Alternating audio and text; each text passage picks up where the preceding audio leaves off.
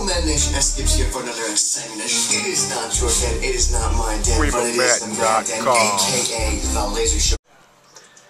What is up, Madden Nation? Skips here. Show 193. PremiumMadden.com. Defending 5 wide receiver sets. This is a question for my man Pat, True Gamer Forever, from the 46 normal formation. He's asking, what is the best way to defend that? As you can see, right there. You see what that says right there? That says the Madden Secret Society. Instant messaging right there. That's something special I want everyone to join. But here's our zoomy zoom. We get a little zoom on, but I'm actually live streaming this as well. So people that are fortunate enough to catch it at the same time, well, that's good for them. But actually, let me record this. Let's record this too at the same time. We'll start record. I am starting record, so we'll start over here now. And for everyone out there, this is show 193 of the Madden Daily Show.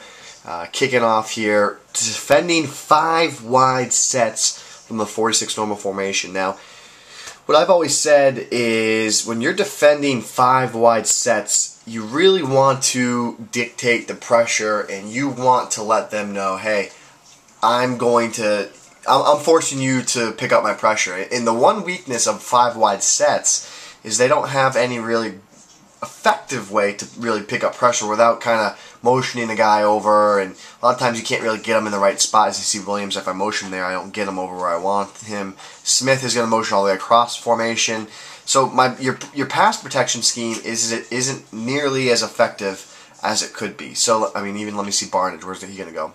Yeah, see now he goes all the way across. I mean, you're not getting anyone really in a position where you can pick up pressure properly. So what I would do in this example is I would call bump and run coverage. I would mix between bump and run coverage and then fake bump and run coverage. So we'll show you that for a second. And then what I would do, simply, I just bring pressure off. Make him notice. Yes, I'm bringing pressure off the left edge here, because if you're doing this properly, it doesn't really matter.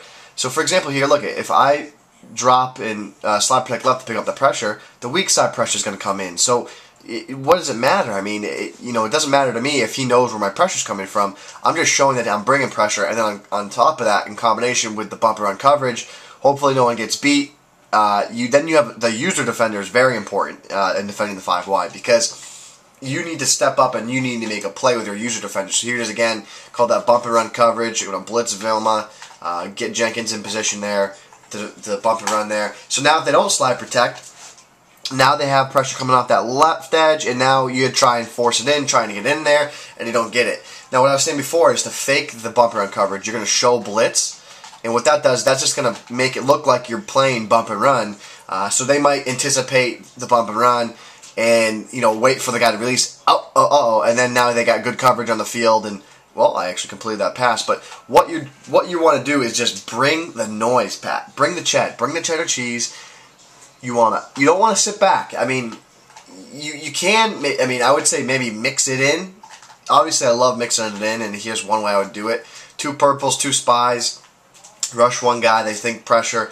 And then now they have coverage all over the field. Now what do? They just try and throw it, just RC all over the place with Steve Smith. But that's really how you want to use and defend the 5 wide. Again, 46 normal formation. I call the man QB spy. Mixed in between bump and run coverage and no bump and run coverage. And again, you're going to force them. There's no bump and run there. That time pressure comes in. You're forcing them, and you're telling them, you're basically saying, I'm going to bring pressure at you. I'm showing you where it's coming from. But the problem with 5 wide is you can't pick up the pressure properly. You'd have to motion guys. What I mean by motion to pick up pressure is like this. They'd have to motion a guy like this to pick up the pressure, and it doesn't always work. So I mean, here it is. Check out Smith. I mean, I got to try and snap him properly, and as you can see, the pressure still kind of came in, delayed my throw. And what I want to show you what I mean by pick up the pressure properly is you have to kind of like time where you snap Smith, and then see how he kind of just like keeps sliding in, and that DN there almost comes in free. He kind of shucks Smith and still gets in there, and that's what I mean. you gotta really kind of time it perfectly to get the right type of blocking scheme from 5 wide. And typically, guys that do 5 wide, they just kind of go really fast, and that's where you really want to avoid. That's where the weakness of 5 wide comes into play, is the fact that it's not the best formation in the world to pick up pressure.